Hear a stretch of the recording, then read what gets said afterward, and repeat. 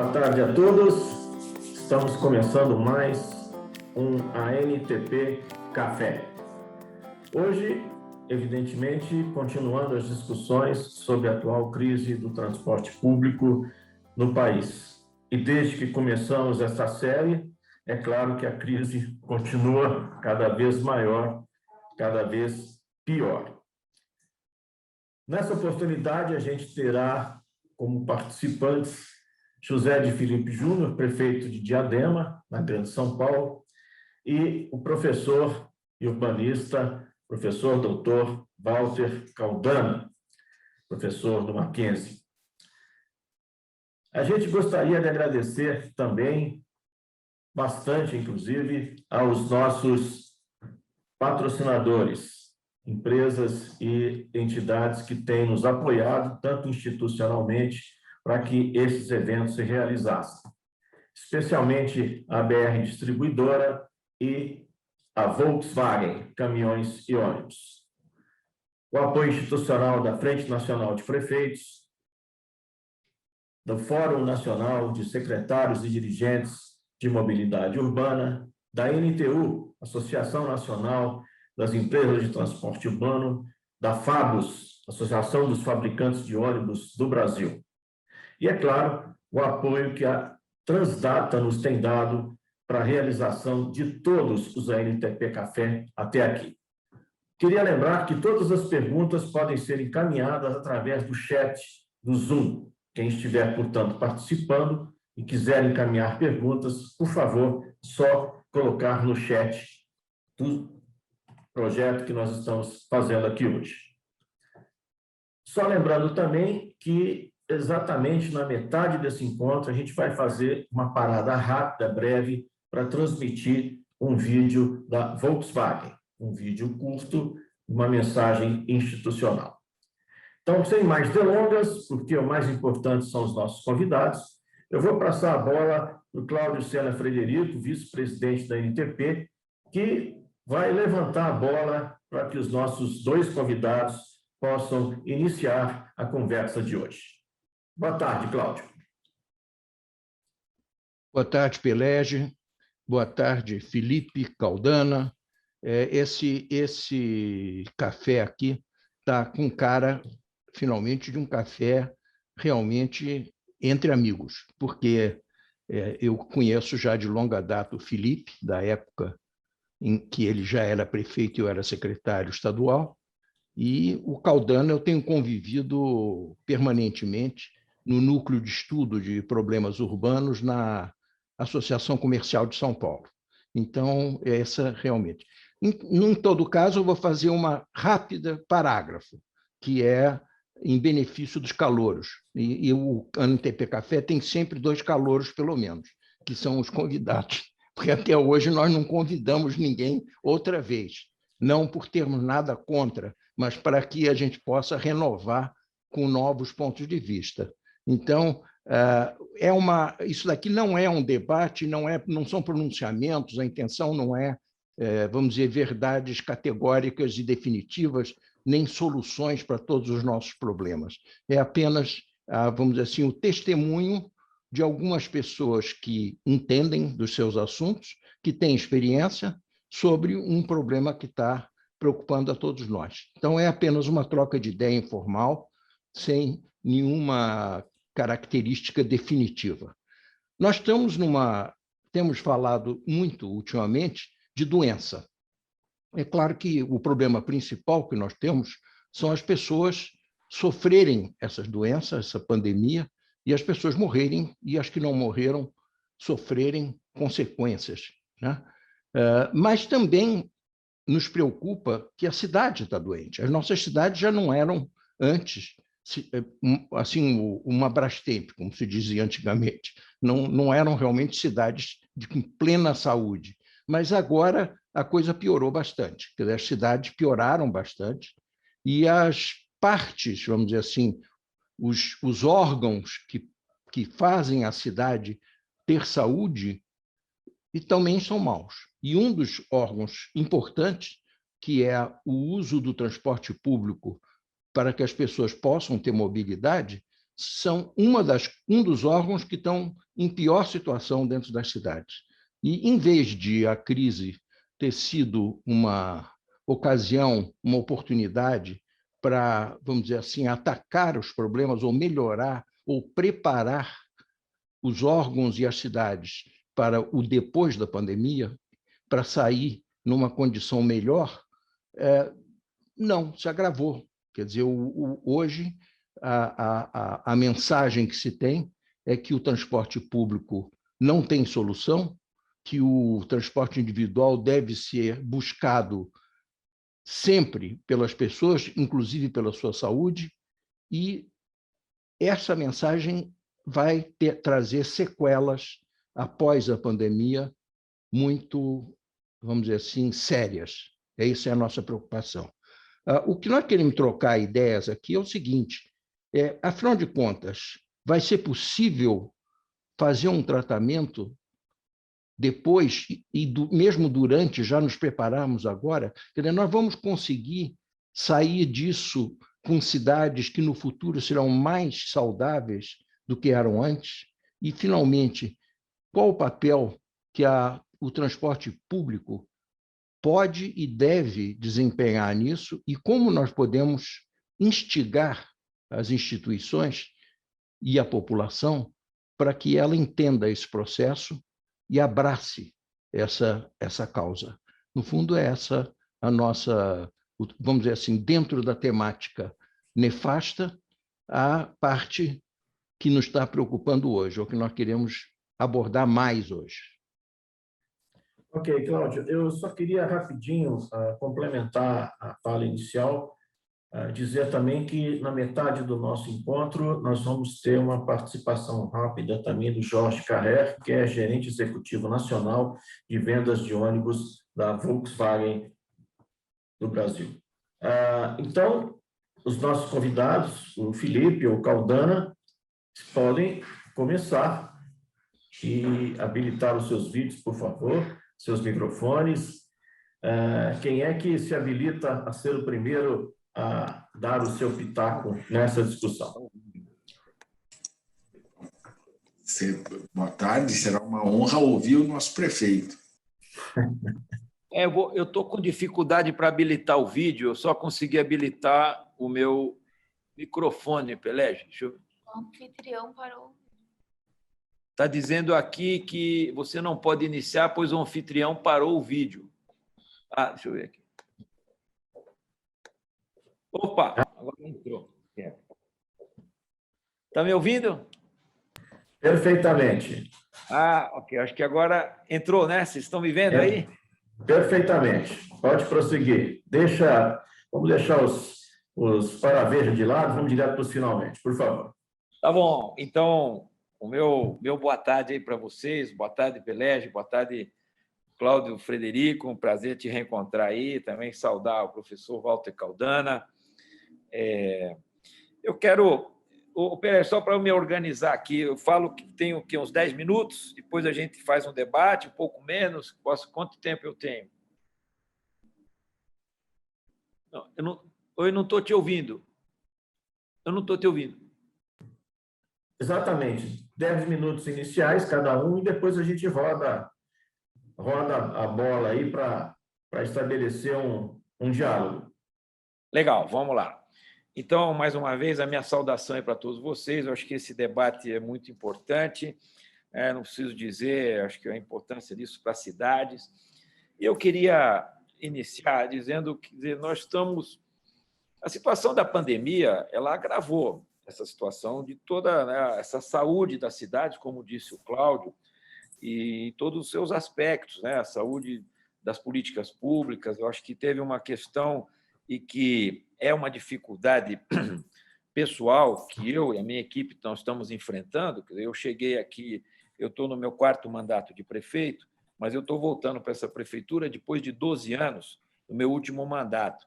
E, em janeiro, quando nós chegamos aqui, eu me deparei, quer dizer, uma situação de urgência e emergência de preparar a cidade para atender o agravamento da pandemia. Então, assim, nesses 100 e poucos dias, nós já estamos chegando passamos dos 150 dias, vamos chegando nos 6 meses de governo, eu acho que eu fiquei 80% do tempo me dedicando e dar mais apoio para a nossa equipe da saúde, porque, infelizmente, Diadema não tinha se preparado nada. Né? Para você ter uma ideia, tinha 10 leitos de UTI, continuou com 10 leitos de UTI, nós chegamos a 40 leitos de UTI, 100 e tantos leitos de enfermaria, só tinha 30 e poucos leitos.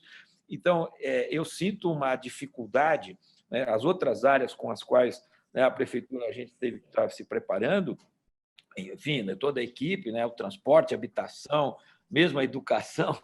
Então, eu quero aqui, fazendo essa ressalva, dizer que nós identificamos uma das carências e uma das falhas, de certa forma, imperdoável aqui da Prefeitura de Diadema nos últimos 8 anos, não fez um plano municipal de mobilidade. Então, nós, no final, no meio do mês de maio, nós nos organizamos e lançamos agora, no dia 7 de junho, um plano de discussão com a comunidade, né? Apesar de todas as dificuldades de estarmos em atividades presenciais, nós fizemos através de plataformas como essa que estamos fazendo, né, digitais, iniciando plenárias nos bairros, plenárias não só geográficas, mas setoriais, estimulando, através do nosso site, né, as pessoas a participarem, dizer como que Diadema pode ser uma cidade com uma mobilidade urbana mais adequada, mais saudável, correspondendo, que permita que as pessoas possam usufruir mais da sua cidade. E esse, então, portanto, hoje é um grande desafio, nós, através da participação popular, agregarmos valor àquilo que a nossa equipe técnica está preparando, né, no sentido de nós nos prepararmos para os investimentos desse governo, mas também para nos adaptarmos ao que diz a legislação, a Lei de Mobilidade Urbana, a Lei Nacional, né, que até eu tive a honra de participar em 12, eu era deputado federal e ajudei na aprovação dessa lei, que, sem dúvida, aponta para a direção correta, né, das cidades terem um plano de mobilidade, né, com um conceito de muito de levar em conta a questão, né, do pedestre, enfim, os conceitos importantes da mobilidade, não só pensando no automóvel e também o transporte público sendo a nossa prioridade, mas tendo esse olhar para um conjunto, desde quando a pessoa sai da sua casa até onde ela chega, onde ela precisa chegar na sua cidade. Eu queria, viu, Belege e Cláudio, dizer que nós estamos vivendo, além essa situação de dificuldade da pandemia, na minha opinião, é agravada por uma situação. Primeiro que assim, nós nunca tivemos um histórico de planejamento e de integração, principalmente na região metropolitana, dos órgãos do Executivo. Né? E eu via com bastante otimismo a criação do Ministério da Cidade por parte do governo federal, embora, quero fazer essa ressalva também, o Ministério das Cidades ele se capacitou mais, no pouco tempo que ele existiu, mais para os investimentos e a preparação e todo o trabalho técnico na área de habitação e saneamento. Eu acho que essa questão, tanto a região metropolitana, o tempo que eu fui deputado, eu tentei debater, discutir, na época, inclusive, a presidenta era a presidenta Dilma, tentar debater com a equipe da importância de nós termos uma secretaria, um espaço do Ministério das Cidades voltado para as regiões metropolitanas, que são diferentes. Essas regiões merecem um olhar diferente, específico, né, com uma governança. Tanto é que eu fiz um projeto de lei em 12, propondo que as regiões metropolitanas criassem as autoridades metropolitanas de transporte, e depois eu fiquei sabendo, o meu projeto até foi votado, meio descaracterizado aí esse ano, mas eu acho que é um tema que merece, né, toda a nossa dedicação, olhar. Eu vejo isso como a possibilidade de um avanço institucional e que nós tivemos esse retrocesso. Um retrocesso, portanto, do governo federal, que não tinha também uma secretaria de mobilidade, depois transformou a Secretaria Executiva de Mobilidade Urbana, que se poderia compor com as demais secretarias, mas faz parte do ambiente, né, do que se propunha o Ministério das Cidades, de ter esse espaço mais adequado. E eu via muita crítica, e com razão, de que os órgãos de fomento do governo federal, você tinha a BNDES, você tinha o Orçamento Geral da União, você tinha, eventualmente, a Caixa Econômica Federal, e com planos, que tinha um prefeito e um governador que queria fazer um monotrilho, outro queria fazer um pedaço do metrô, outro queria fazer o BRT. Enfim, eu acho que isso tudo ficou também de uma forma ainda muito desarticulada, mas faltou tempo até para esse aprendizado, porque o Ministério das Cidades ele foi extinto, né? E eu quero aproveitar, inclusive, o Cláudio Frederico está aqui, eu lamento que um atraso e um retrocesso institucional também esteja ocorrendo a nível do governo estadual. Eu acho que a gente nunca teve, quero aqui falar para vocês, eu fui prefeito 3 vezes, fui prefeito até quando o Itamar era presidente, depois passou o Fernando Henrique, o presidente Lula, da época que o Fleury foi governador, e mesmo assim, quer dizer, a MTU, a secretaria, que depois a criação da Secretaria de Transporte Metropolitano, acho que é um avanço, mas o próprio desenho do metrô, que é o transporte mais moderno, de mais alta capacidade, para o transporte público, né? A gente sempre brincava que não poderia ser chamado metrô, porque ele não chega em nenhuma região metropolitana, ele só fica no município de São Paulo, né? Então, isso... E a MTU agora praticamente extinta. Eu já tentei aqui um contato com a presidência da MTU, praticamente não existe mais. Agora, uma proposta de se entregar a gestão toda aqui da área do ABCD para uma empresa, uma concessionária privada, sem muito debate, sem muita discussão. Enfim, eu quero caracterizar que nós estamos vivendo, além de tudo, das dificuldades da pandemia, um retrocesso, na minha opinião, institucional, e que deveria estar estimulando o debate, a discussão, a integração, né, dos executivos. Nós temos o consórcio do ABC, que é uma tentativa importante nossa, dos 7 prefeitos, de estarmos juntos, mas, por exemplo, não tem uma tarifa integrada, não tem um plano, né, de integração e até de política tarifária. Eu estou falando, viu, Pelé, até antes da questão da pandemia. A pandemia agravou tudo, né? Só para vocês terem uma ideia, nós transportávamos aqui o sistema municipal de Diadema 80, 90 mil, já chegamos no período que eu fui prefeito, eu me lembro, era 100, 120 mil passageiros dia, mas para pegar, não ir muito longe, né? 4, 5 anos atrás, era 80 mil passageiros dia, até pouco antes da pandemia.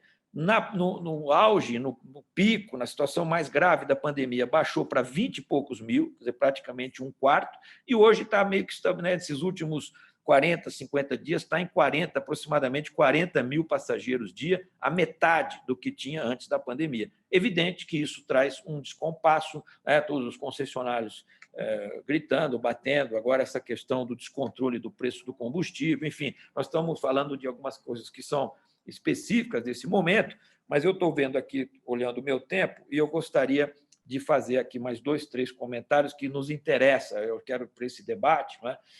Eu falei aqui do nosso Plano Municipal de Mobilidade.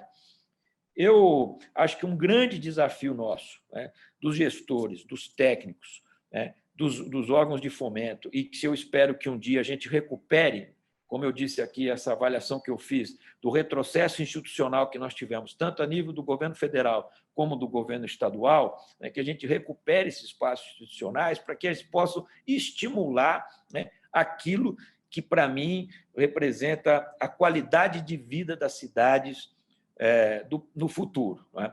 Eu falo isso, que eu conheci um pouco, gostaria de conhecer mais, né? Experiências que até veio, né, certamente outras cidades, outros países estão desenvolvendo isso, mas eu vou citar a fonte. Eu tive a condição de fazer um estudo específico de alguns exemplos, né, dos Estados Unidos, o conceito de cidades com bairro de 20 minutos, com aquela questão de que deveria ter essa preocupação que o cidadão, em 20 minutos, atingisse através ou caminhando a pé, ou usando o transporte público, ou usando a bicicleta, pudesse ter acesso e chegar no local de destino onde ele possa usufruir, trabalhar e construir a sua cidade, seja para a área da saúde, seja para o lazer, para a educação, para o trabalho, né?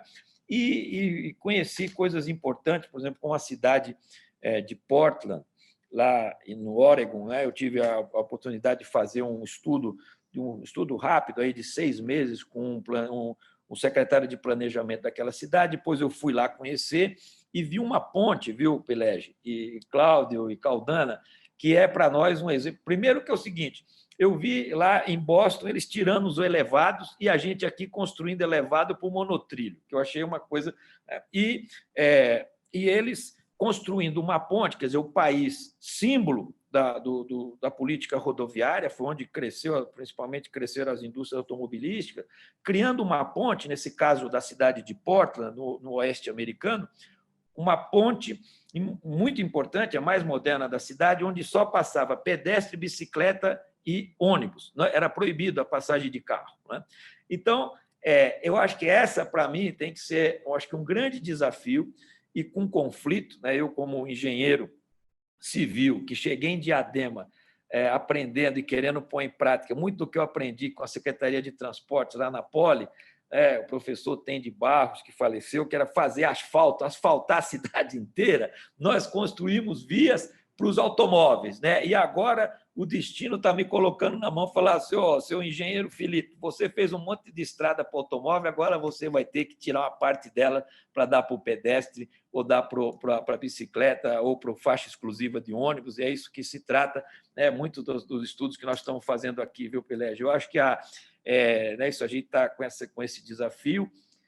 Você sabe que na periferia é impossível você ter uma calçada com as condições que ela deve ter para as pessoas caminharem, até para os cadeirantes, e a possibilidade que nós vemos em muitos lugares é pegar uma faixinha da via pública para garantir a mobilidade, o acesso do cadeirante de forma mais confortável e segura para os pedestres. Então, é um pouco essa reflexão. Já passei aqui uns minutinhos do meu tempo, obrigado aí pela sua tolerância, e a gente está aqui pronto para estimular, debater e aprender com vocês. Obrigado. Obrigado, Felipe. Talvez por isso que Portland seja chamada de cidade esquisita, né? Seu lema, né? Por favor, Caldana, agora é contigo. Bom, muito boa tarde a todas e todos. Muito obrigado pelo convite e é uma honra estar aqui, é uma honra falar logo na sequência do prefeito, porque vamos considerar que qualquer pessoa que se elege 4 vezes prefeito de uma cidade, principalmente de uma cidade que não é grande em termos de número, né?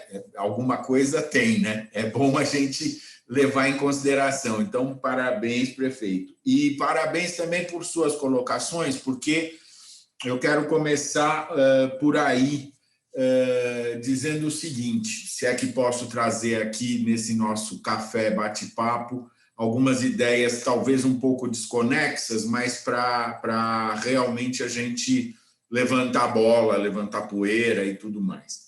A primeira é que eu tenho dito, desde logo nos primeiros momentos da pandemia, segundo mês, qualquer coisa assim, de que a pandemia não vai mudar nada na nossa vida. Ela vai acelerar coisas que já estavam acontecendo e que nós temos que fazer essa distinção, porque agora até já diminuiu, mas no começo estava muito aquela história do o pós-tudo, né? O pós-pandemia, o novo normal e não sei o quê. Veja, na verdade, o novo normal é uma coisa que se constrói cotidianamente, não é? E nós já tínhamos uma série de questões em andamento, a começar do teletrabalho, numa determinada curva, com uma determinada velocidade, com uma determinada aceleração e que obviamente, teve um incremento, um recrudescimento. Por que eu faço essa distinção inicial? Porque nós estamos vivendo um processo de transição já há algum tempo nas cidades brasileiras, nas cidades do planeta e nas cidades brasileiras, e esse processo de transição de alguns elementos estruturais se acelerou muito nos últimos anos, aqui, em função do colapso, e com a pandemia se acelerou mais. E aí, acho que algumas dessas ideias se tornaram mais visíveis para uma maior quantidade de pessoas. né? Coisas que incomodavam já a sociedade há muito tempo, passaram a incomodar o suficiente para a sociedade passar a prestar atenção. E isto, por incrível que possa parecer, por paradoxal que seja, é positivo, porque algumas discussões que não se faziam, hoje se fazem, já vinham se fazendo e aumentaram muito. Uma delas é, obviamente, o transporte, né? Outra ideia que eu acho importante a gente considerar é que no século XXI, e isso já veio se preparando desde o final do século XX, nós moramos na cidade. Esta ideia de que o nosso locus passa a ser a cidade e não mais as nossas casas, as nossas unidades, os nossos trabalhos, é uma ideia muito importante. Por quê? Porque muda toda a relação que a gente tem, seja política, seja econômica, seja social, seja cultural, né? Na medida em que nós temos o rompimento do privativo e do público, né? O rompimento do que é coletivo e do que é individual. Eu sempre cito esse exemplo, quando a gente fumava, bons tempos, a primeira coisa que a gente fazia no dia, a última coisa que a gente fazia no dia era acender um cigarro. Hoje, a primeira coisa que eu faço no dia e a última coisa que eu faço no dia é olhar no celular para ver se tem alguma mensagem. Ou seja, o celular me põe em praça pública. E mais, não é só na praça pública do meu bairro, ele põe em qualquer praça pública do mundo. Ou seja, eu não tenho mais aquela coisa do recôndito do lar, não é? E essas alterações, elas são fundamentais. E no nosso caso, nós temos dois problemas, e é a terceira ideia que eu quero colocar. Nós temos dois problemas que vieram simultaneamente nas cidades. O primeiro, que eu acho o mais grave de todos, é que nós vivemos um apagão urbanístico nos últimos 40 anos, em especial depois da década de 70, e o que as cidades fizeram no mundo em 40 anos de transições sucessivas e paulatinas, nós esperamos chegar no colapso para ter que fazer o que todo mundo fez em 40 anos, nós temos que fazer em 10. E não estamos dando conta. Então, essa ideia de que nós estamos sobrepondo transições e transposições e alterações, algumas tópicas, outras até perfunctórias, mas algumas estruturais, muito rápido, gera um incômodo na sociedade e uma sensação de que tudo desandou muito forte, por um lado. E, por outro lado, nós temos, e essa é a outra face desse mesmo problema, uma falta de acúmulo, de discussão na sociedade de alguns conceitos que são essenciais para compreender e dar contorno ao problema, no meu modo de ver. Por exemplo, nós somos uma sociedade que confunde até hoje habitação com moradia. Nós confundimos densidade com altura. Nós confundimos mobilidade com transporte. E aí a gente confunde transporte com trânsito. Ou seja, e aí o que acontece? A discussão, aí a gente confunde, aí, mas mesmo nós técnicos, a gente confunde DOT com OD. Aí o que acontece? A gente não consegue dar contorno ao problema, e aí a superação do problema fica difusa. Por quê? Fica difusa, fragmentada. Por quê? Porque, fundamentalmente, a gente não deu contorno ao problema, a gente não consegue circunscrever o problema adequadamente, e, a partir daí, é o que o prefeito comentou. Um quer fazer esses mini minhocões de trilho em cima, o outro quer fazer o BRT, o outro quer já logo alargar a avenida, né, marginal, não sei o quê, o outro quer... E aí, bom, sendo que as questões de retaguarda poucas vezes são efetivamente abordadas. Por exemplo, nós não termos um ente metropolitano, uma autoridade metropolitana. Bom, nós não temos autoridades, já é um problema. Nós não temos um ente executivo metropolitano, é um problema ainda maior. Aí, agora, quando você pensa, olha para trás e fala, nossa, mas o governo Montoro fez. Pois é, em 1985, 84, 85 foi feito. Nós estamos em 2021 e cadê? Não se operacionalizou. Então, isso me leva ao outro problema que eu queria colocar, que é o seguinte, não nos faltam processos, não nos faltam projetos e não nos faltam instrumentos. Nos faltam articular isso tudo e construir a vontade política, no meu modo de ver, a partir da sociedade, e por isso que eu disse que, paradoxalmente, é interessante a chegada do colapso, porque obriga a sociedade a prestar atenção em algumas coisas, em algumas pedras do sapato, que ela não vinha prestando atenção, para que algumas desses instrumentos sejam usados. Eu tive a oportunidade, nos últimos 20 dias, de escrever um texto para uma pequena publicação que vai sair sobre comemorando os 20 anos do Estatuto da Cidade. Gente, está tudo escrito lá. Enfim, mas não usa.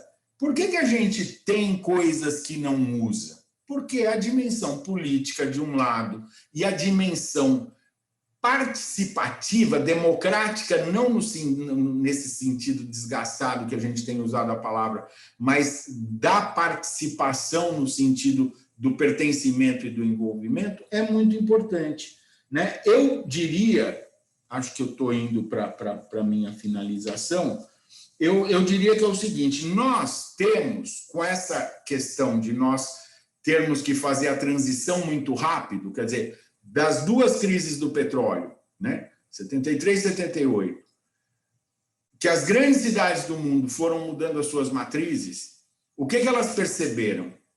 Inclusive associando a questão da sustentabilidade, os movimentos ambientalistas que começaram no final da década de 60. Lá também a crise do petróleo foi um catalisador, né? Não foi a crise do petróleo que mudou uma série de coisas. Coisas que estavam se construindo foram catalisadas, muito bem. O que essas cidades perceberam a partir da década de 80, e principalmente a partir do final da década de 80, é que a maior parte desses problemas está ligada ao uso e ocupação do solo. Basicamente é isso. E aí nós estamos falando de distribuição de infraestrutura e construção do valor da terra. O que acontece? Você pegar São Paulo, por exemplo, que acaba se refletindo na região metropolitana inteira. Nós temos uma legislação de zoneamento que ela é segregadora, elevou o preço da terra, impede uma cidade que seja razoavelmente compacta e faz com que a cidade custe um valor impagável, né? É impagável para quem paga e é perverso para quem precisa. Muito que bem. No ponto de vista geral da governança, o que a gente tem? As nossas soluções, elas acabam não respondendo a esses problemas de uma forma sistemática, ainda. E eu acho que o que nós vamos ter que trabalhar daqui para frente é comunicar à sociedade que instrumentos temos, dinheiro, eu vou falar uma coisa aqui que pode parecer um palavrão, dinheiro tem, ou seja, essa ideia de que não tem dinheiro é uma ideia relativa, basta a gente fazer a conta de subsídios, por exemplo, que são maciçamente, e tem que ser colocados no sistema. Então, vamos ver se esse volume de dinheiro está sendo aplicado da maneira que é mais rentável, que traz mais retorno e resposta. Então, nós vamos ter que mexer em 3 dimensões para encerrar essa intervenção inicial. Penso eu, urgentemente. Uma é desenho, né? Vamos parar de misturar DOT com OD, vamos entender que a questão está ligada ao uso e ocupação do solo, vamos parar de achar que paisagismo é jardinagem, ou seja, são coisas importantes, né? E que planejamento é desenho urbano. A outra é de gestão. Onde vai o dinheiro? Ou seja, por que, por exemplo, privatizações é privatização do que está feito? Por que não se privatiza o déficit? Por que a gente trabalha com capitalismo sem risco? problema não está no PPP. O problema está no... São Paulo foi feita pela iniciativa privada, foi feita por dinheiro privado, pulverizado. E a terceira dimensão é a de governança, que o prefeito já colocou, que é a terceira dimensão, que se nós não atacarmos... Agora, a gente fecha em Plaza, enfim, fecha o CEPAM, fecha em Plaza, então aí as coisas ficam complicadas na área da governança, né? Quer dizer, mas são as três dimensões, eu acho que são essas: é desenho, é projeto, é gestão, grana, onde vai o dinheiro, e é governança, quais são os entes que são capazes de manter isso no médio e no longo prazo. Acho que deu meus 10 minutos. Ok, gente. Só um instante, eu vou passar a palavra agora para Jorge Carré, que é o gerente executivo nacional de vendas de ônibus da Volkswagen, caminhões e ônibus. Jorge, por favor, está contigo a palavra. Você pode habilitar o seu vídeo?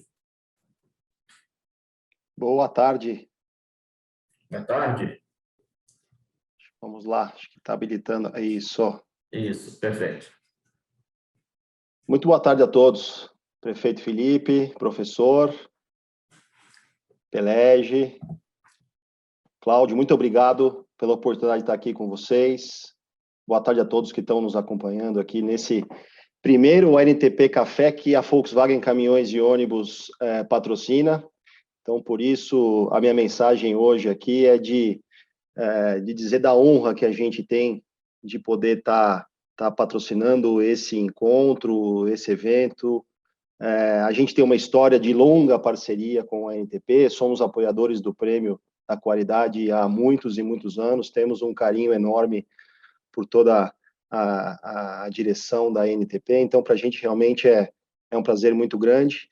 E, assim, estou aprendendo aqui com vocês também, e me parece que essa missão, né, da gente discutir essa cura das cidades, no nosso caso, discutir as questões de mobilidade e assim por diante, tem que ser de todos nós, né, do poder público, da universidade, da indústria, dos desenvolvedores de tecnologia, enfim, da população em geral, né? Então, assim, nesse contexto, a nossa intenção, a nossa iniciativa é de ser parte ativa dessa discussão, né, dessa transformação que, como o professor falou, já era necessária por uma série de questões, por essa doença das cidades que a gente está discutindo, mas que a partir da epidemia passaram a ser prementes, né? Passaram a estar mais em discussão e são hoje fundamentais, são urgentes. A gente não pode mais fugir de algumas questões que já vinham nos afligindo aí há bastante tempo, né? Então, assim, essa é a nossa ideia, de poder ser um fomentador, um facilitador, estar junto com vocês nessas discussões todas daqui para frente como um patrocinador do NTP Café, né? Então, contem conosco nessa missão para ser uma parte ativa e integrante aí de todo esse debate. Muito obrigado.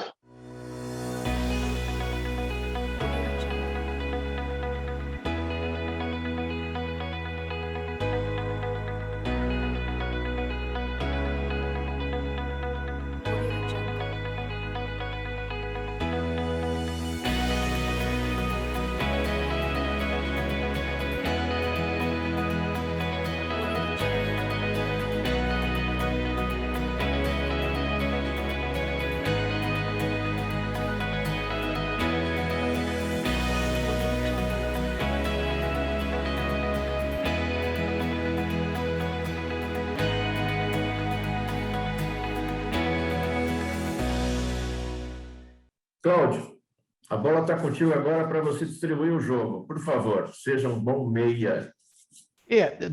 Eu vou acrescentar uma consideração que não é exatamente só uma provocação, mas é um estimulante, digamos assim, né? Como, tipo assim, um estímulo, vamos estimular, né? Que é o seguinte: eu tenho uma tendência, eu sou um operador, essencialmente.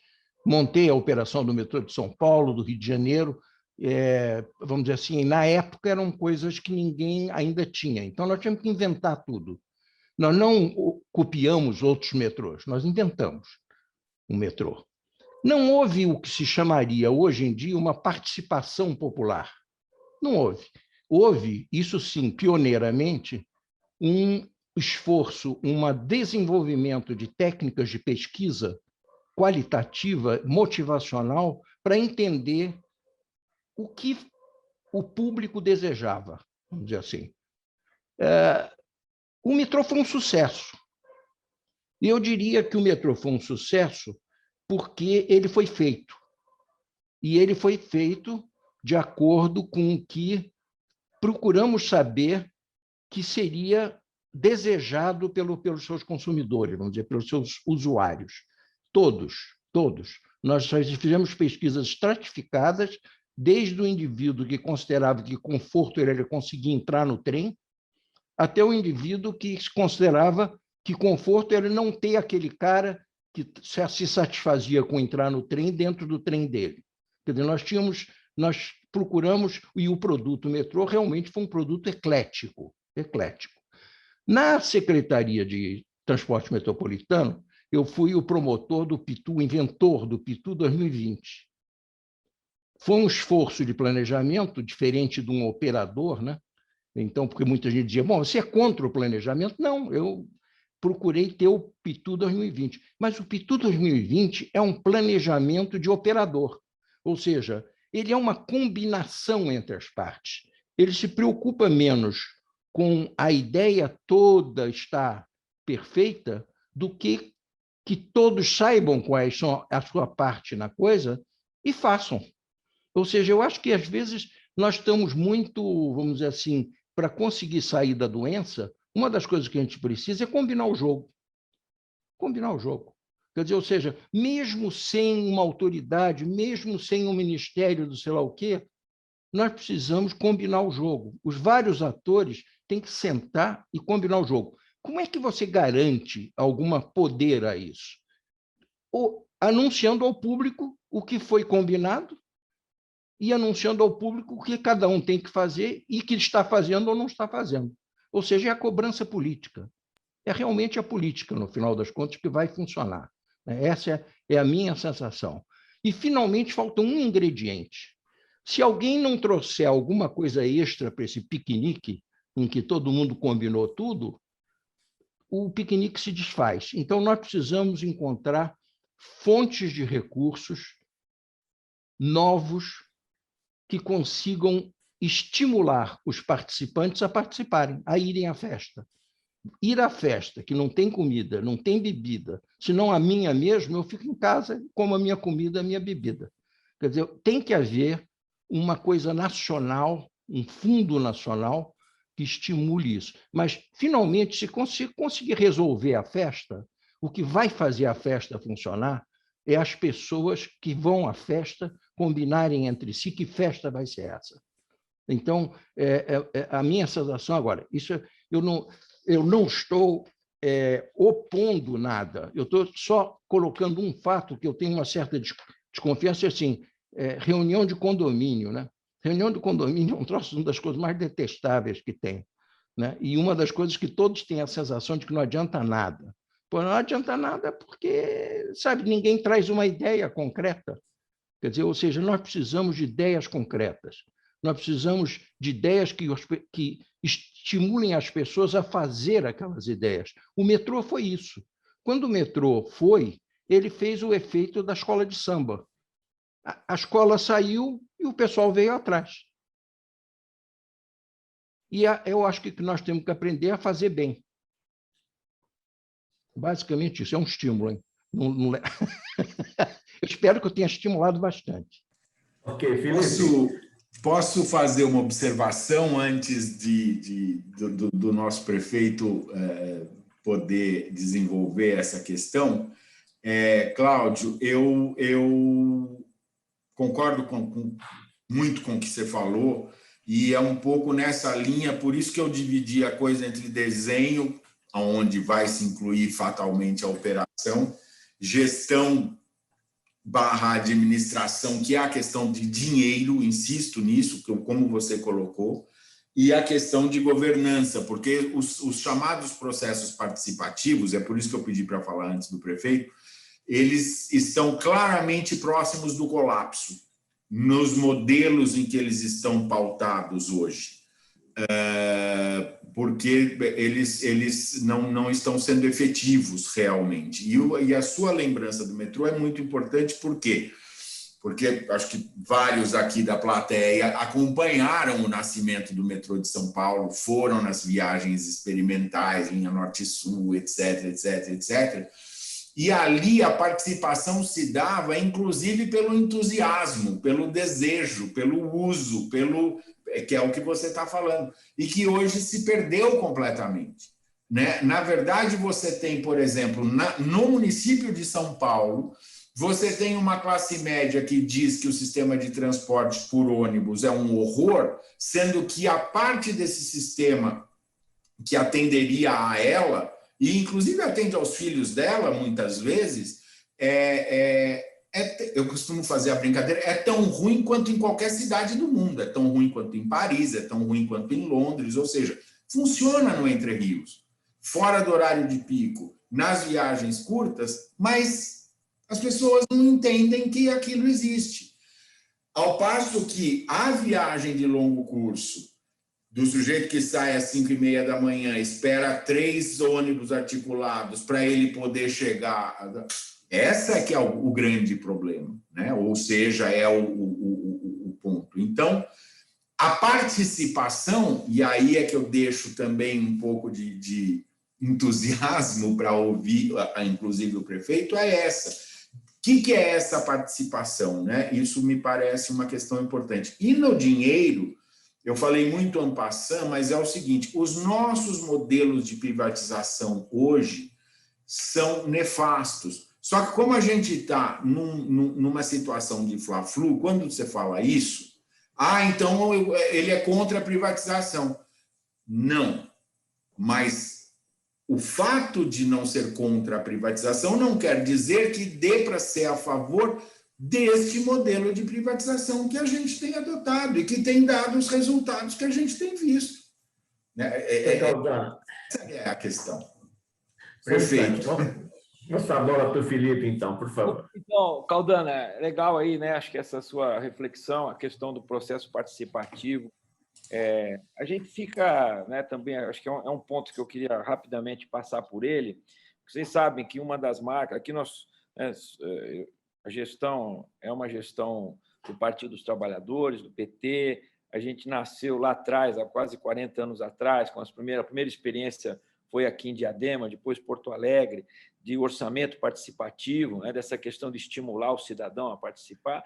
Agora, é isso, eu acho que nós precisamos, nós mesmos, vendo aqui alguns mecanismos, alguma forma de fazer com que essa coisa se expanda e não fique naquele mesmo, sabe, num cercadinho nosso e com as questões que talvez não ampliem e não consigam, né, ter a questão da quantidade de pessoas que participem disso. Eu acho que é um grande desafio, né? Acho que a gente está vendo aí o país renegou a política, renegando, a política está indo para um campo sabe, de amor e ódio, de autodestruição quase. Eu acho que nós vamos ter que, parece que faz parte do nosso processo aí democrático histórico do Brasil, que, enfim, não temos assim uma tradição disso, né? E a gente precisa construir a tradição enfrentando essas contradições.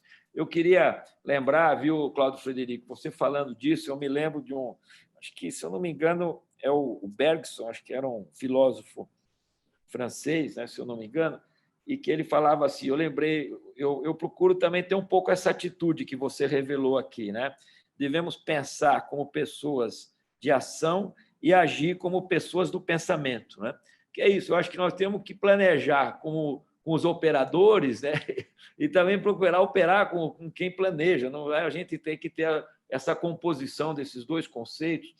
Eu me lembro, a gente fez um seminário, até patrocinado pela Câmara Federal, para debater exemplos da questão do transporte público, principalmente, que compõe esse grande conceito importante da mobilidade urbana.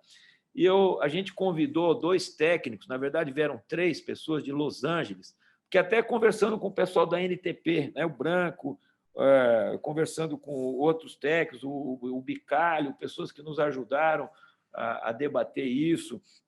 e falar dessa composição, porque Los Angeles era o símbolo da cidade no modelo rodoviarista, do automóvel, do transporte individual.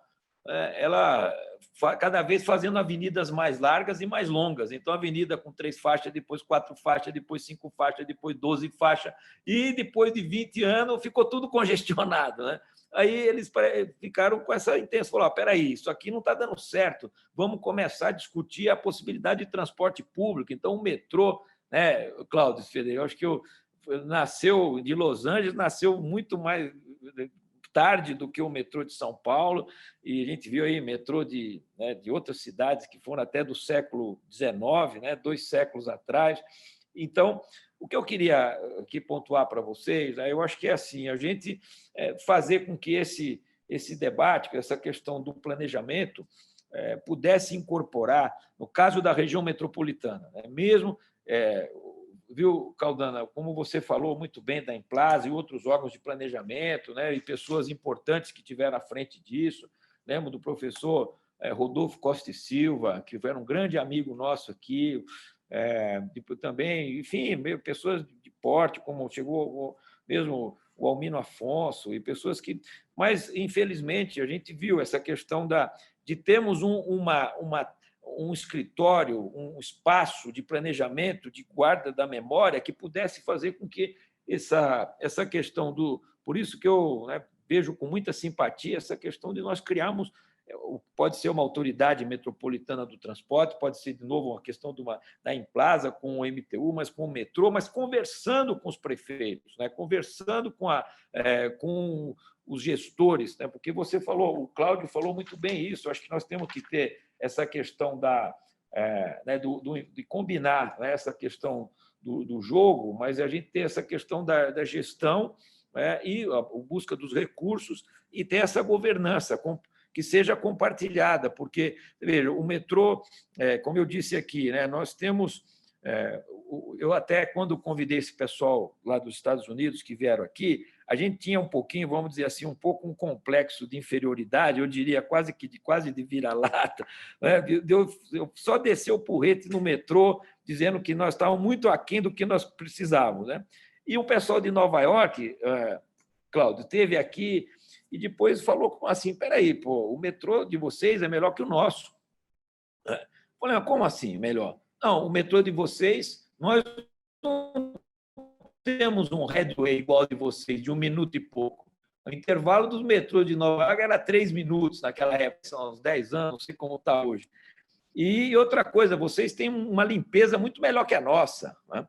Então, o que eu quero dizer aqui é que a gente teve coisas importantes que a equipe, né, o metrô, fez ao longo dos seus primeiros 20, 30 anos, né?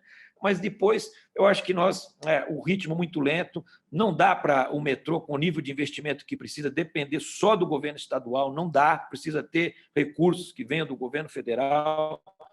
Todas as grandes cidades do mundo, né?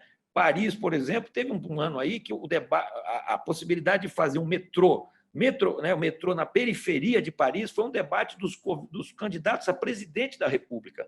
Então, as principais cidades, que são, no caso do Brasil, Belo Horizonte, São Paulo, Rio de Janeiro, onde as grandes regiões metropolitanas, a mobilidade e a capacidade no transporte público de alta capacidade como o metrô é uma questão nacional, que por isso que eu insisto aqui, eu acho que eu lamento que o governo federal não tem mais um instrumento, não tem como poder ajudar a avaliar, porque investimentos como esse têm que ter recursos públicos. Está vendo aí, a PPP do metrô, ela é só para operação, ela não tem capacidade de investir a quantidade que é. E eu queria também, o meu comentário, fazer um pouco uma provocação aqui também agora, Cláudio, um estimulante, como você falou, não é tanto uma provocação para o Cláudio Frederico, que tinha um professor da GV, que vocês devem conhecer, né, o Ciro Biderman, e eu tive conversando com ele, sempre ele participou desse seminário que nós fizemos, e uma pessoa também estudiosa aí a nível até internacional e tal, e ele um pouco dizendo, Felipe, eu estou pessimista, eu acho que o Brasil, a Grande São Paulo, exatamente, a Grande São Paulo e São Paulo, perdeu o bonde da questão do metrô. Nós vamos ter que resolver o transporte de alta capacidade com BR, não com o trilho, ele não acredita nisso, ele está vendo não sei quantos anos tentando, eles não conseguem, e lamento que eu tive conversando, inclusive, com o pessoal nosso aí que projeta essa área, né? O Arlindo, o que estudou comigo, mas é lá da oficina, que você conhece bem, né? Também me fugiu, eu só chamo ele de Piauí. E a gente estava debatendo a respeito disso, porque falou, o monotrilho ele se encaixa porque ele é 40% da capacidade, 60% da capacidade do metrô, mas é 60% do custo. Não, então, qual a vantagem? É que ele é feito mais rápido. Bom, então, no caso nosso, não valeu para nada, porque está aí não sei quantos anos para ser feito e não foi feito. E o que eu queria, então, ouvir a sua opinião, Cláudio, é exatamente essa opinião do Ciro, né? Se você acha que, depois de todo esse tempo, se a gente vai ter que pensar transporte metropolitano de alta capacidade na cidade de São Paulo, na verdade, seria de média capacidade, né? Com mais faixas de BRT, porque é o seguinte, na verdade, São Paulo, a grande São Paulo, não tem ainda nenhuma linha de BRT. Eu lamento isso, eu acho que deveria ter. Né? O que tem são faixas exclusivas de ônibus, mas não é com o conceito do BRT, de passagem pré-paga para embarcar, que se embarque numa estação com o piso alteado para ter o mesmo nível, que o ônibus pare apenas 10 segundos com a porta para entrar e sair, porque faz uma diferença incrível. A linha expressa. Aqui, por exemplo, o corredor da MTU, ABD, às vezes o ônibus fica parado 40, 50 segundos, porque tem que subir aquele degrauzinho, as pessoas, senhoras com pessoa no colo, carregando alguma coisa. Então, faz uma enorme diferença. Então, eu lamento que a gente não tenha essa experiência ainda difundida aqui na Grande São Paulo, e no Brasil foi feita algumas experiências, acho que estamos vendo agora várias situações de crise por conta também da pandemia, mas eu queria um pouco ouvir a tua opinião, Cláudio, a respeito disso.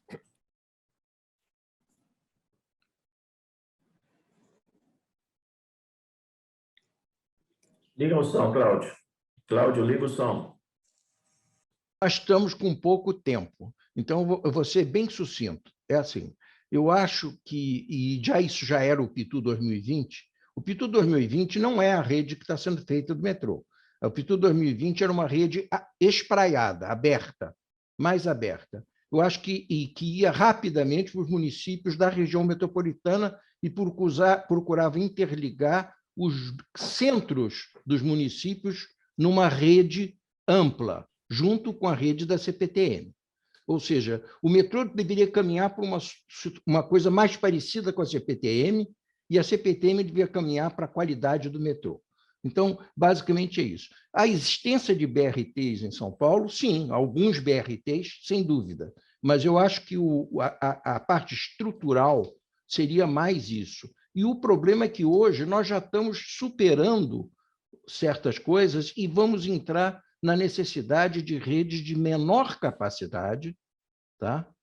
por demanda, e que nós já e mais para o lado elétrico e distribuidor. Ou seja, essas redes não tem mais sentido tentar fazer rede de metrô em São Paulo, feito Paris fez há 150 anos atrás. Não? A rede de metrô de São Paulo tem que ser uma rede de articulação da região metropolitana. Tem que ser realmente um metropolitano, ela junto com o trem. Eu gostaria de deixar uma mensagem, porque nós estamos realmente no final. Eu queria deixar uma mensagem que é o seguinte, o que eu falei sobre participação é o seguinte, as nossas participações têm sido muito focadas nos queixumes. Vamos nos reunir para reclamar e chorar e nos sentirmos mal. Quer dizer, vamos nos reunir, vamos fazer uma festa em que todo mundo chora. Tal. Esse é o condomínio. O condomínio é bem isso, né? E, enquanto isso, a festa que seria atraente, a participação que seria atraente, que foi a do metrô, é se reunir para se entusiasmar. Quer dizer, vamos nos reunir, porque, nós vamos... as mulheres são bonitas, enfim, coisas positivas. Né? Esse é o segredo do sucesso do consumo. O sucesso do consumo é que, embora o consumo tenha embutido, escondido lá dentro dele, as coisas ruins, Ele só fala sobre as coisas boas. Então, na hora da mobilização, o que mobiliza não é queixume.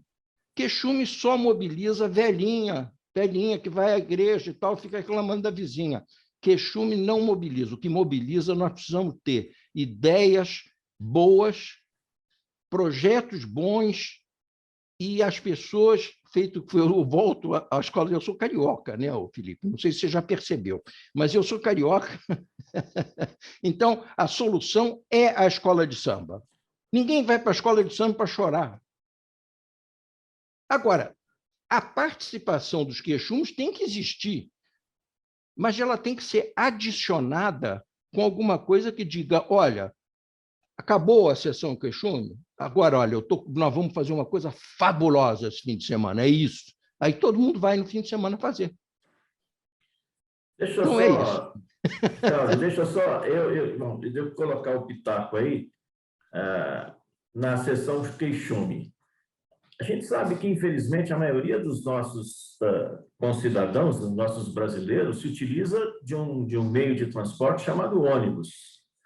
E, infelizmente, nesse sistema, da forma como ele foi montado, né, esse sistema tem sobrevivido, se é que a palavra está certa, porque a pandemia veio mostrar que ele não vai sobreviver muito tempo. Aliás, a quantidade de greves que tem acontecido no país e a quantidade de falências, inclusive, que tem acontecido recentemente, estão mostrando isso.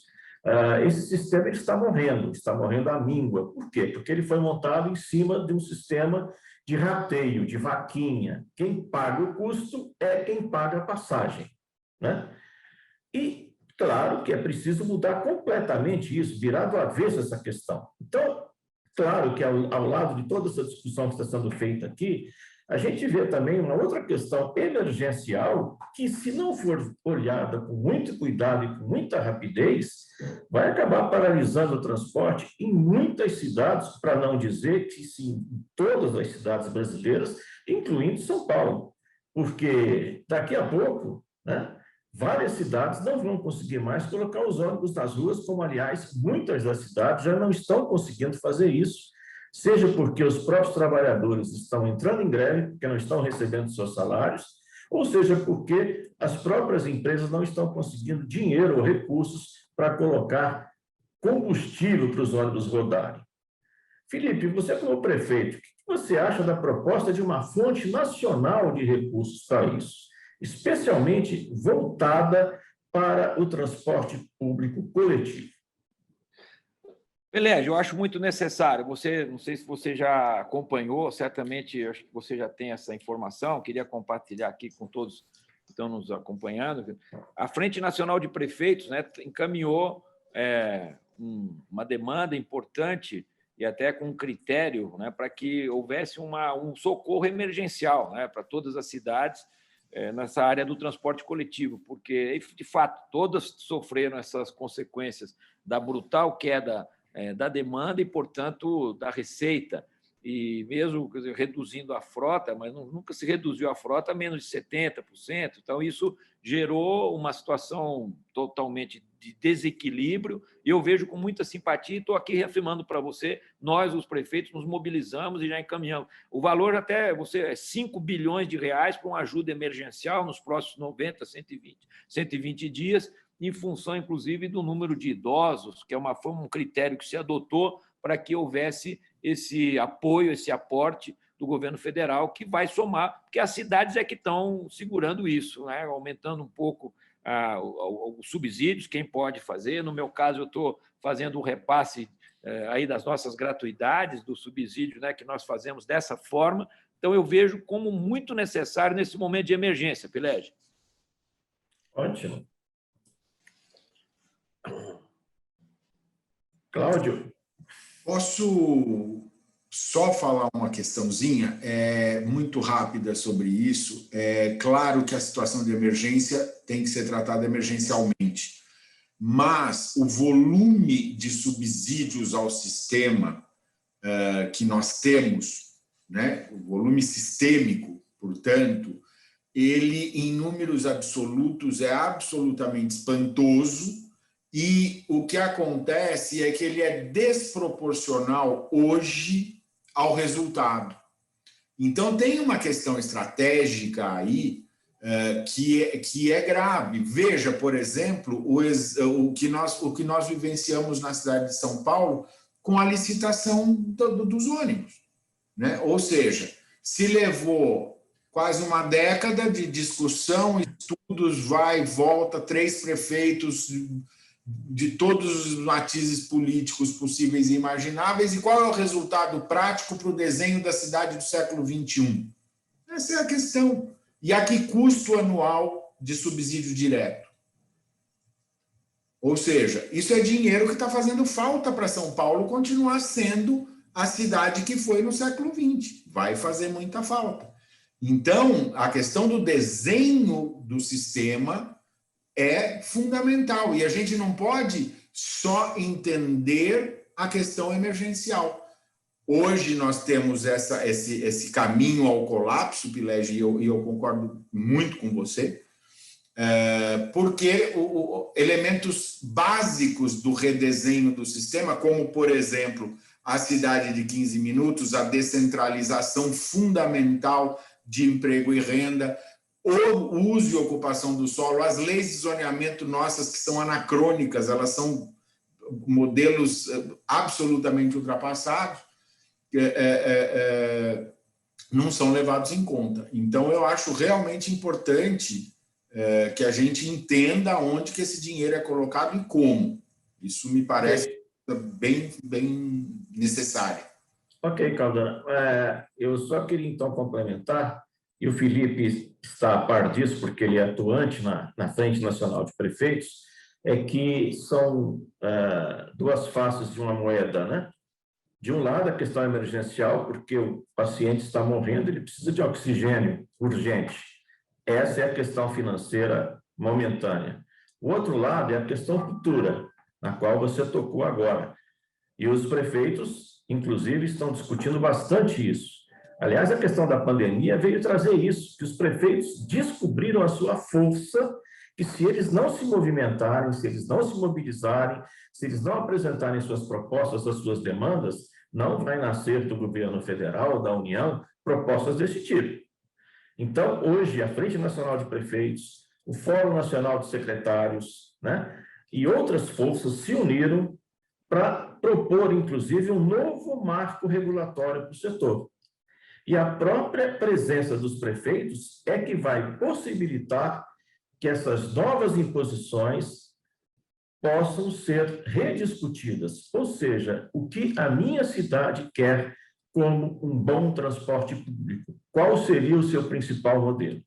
Eu acho que, pelo menos, essa discussão um pouco tardia, mas, finalmente, não sei o que o Felipe acha a esse respeito, ela está sendo retomada, não sei nem se a palavra retomada está sendo, o verbo retomar está correto aqui nessa frase, mas, pelo menos, eu vejo com muitos bons olhos o fato dos prefeitos hoje tomarem as rédeas desse debate, dessa discussão e, principalmente, dessas proposições.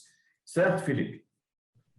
É isso mesmo, Pelé. Eu acho que nós não estaremos, nem podemos estar sozinhos, né, como atores. Eu acho que eu te falei aqui várias vezes, falei para vocês da importância da região metropolitana, e os prefeitos têm que ter a governança local, como consórcios e as reuniões como a gente tem feito, né, e exemplo da Política Nacional de Saneamento, que criou os comitês de bacia e subcomitês. Isso foi uma experiência importante. Infelizmente, se enfraqueceu, né, na minha opinião, nesses últimos anos, mas também de buscar, através da nossa articulação, essa presença, no caso das regiões metropolitanas, do governo do Estado, que é muito necessário. E aí fazer as demandas, como você disse, eu acho que o Caldana está corretíssimo, acho que nós temos que encarar o que é a questão de emergência, agora é fazer com que o sistema volte a funcionar, e nós vivemos, né, numa situação agora com pouca vacina e com cidades que estão sinalizando uma terceira onda mais forte, outras que não estão.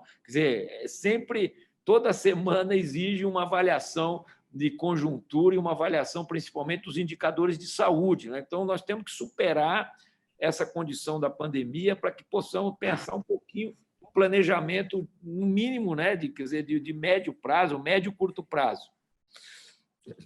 Ok. A gente, infelizmente, já estourou um pouco o nosso tempo aqui. Eu queria passar a bola para o Cláudio fazer as considerações finais para a gente poder fazer o encerramento, Cláudio. E só lembrando que, claro, nessa costura toda aí dessa discussão do novo marco regulatório, inclusive da ajuda emergencial, a NTP teve um papel fundamental na aproximação de todos os agentes que discutiram e participaram desse debate e da formulação dessas propostas. Cláudio, por favor, ligue o microfone. Ligado. Está ligado? Tá ligado. Olha, não, a consideração final é isso mesmo. Só para não ficar mal entendido, quando eu digo não ter participação de queixume passar com entusiasmo, não quer dizer que nós não estamos à beira do precipício. É que o problema é que uma das formas de não dar o passo à frente quando está à beira do precipício é que as pessoas imaginem que vão ter alguma coisa entusiasmante pela frente, e não meramente evitar o buraco. Evitar o buraco não é entusiasmante, é uma necessidade, é o medo que faz evitar o buraco. Mas o problema é o que é que nós oferecemos em termos de futuro da mobilidade urbana, o papel do transporte público e torná-lo, eu sempre tenho dito isso, o problema, aliás, foi um ex-vice-presidente da RTP que falou numa reunião que o problema do transporte público é a falta de amor. Né? Houve um escândalo geral na reunião, ninguém conseguiu entender, mas ele depois acabou explicando, ele dizendo o transporte público não é amado.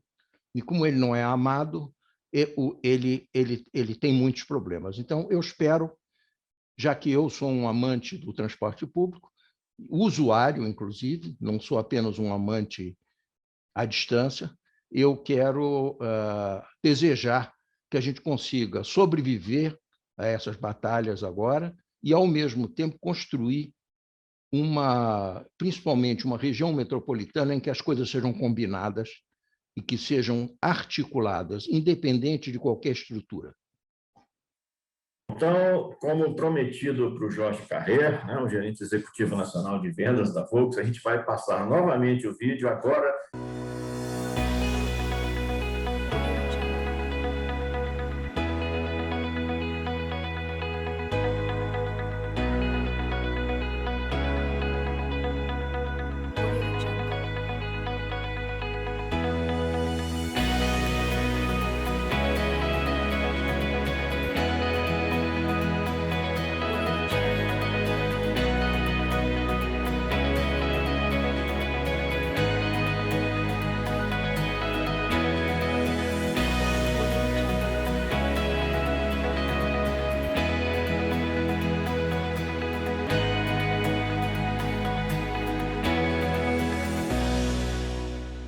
Perfeito, então, gente. Então, antes de encerrar, eu queria só passar para os finalmente agora, se despedir de todos, a palavra final do Felipe e do Caldana, agradecendo a presença de todos aqui, inclusive. Por favor, suas considerações finais.